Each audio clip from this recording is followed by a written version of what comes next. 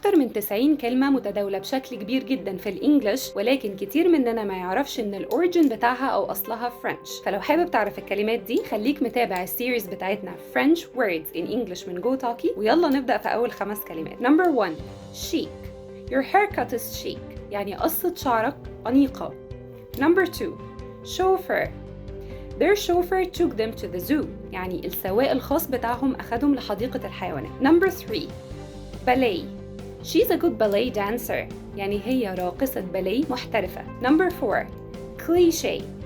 His article is stuffed with clichés، يعني المقال بتاعه مليان عبارات دارجة. Number 5 bon voyage، يعني أتمنى لك رحلة طيران سعيدة.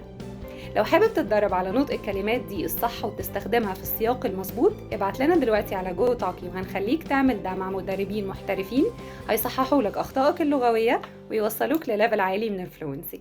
Thank you.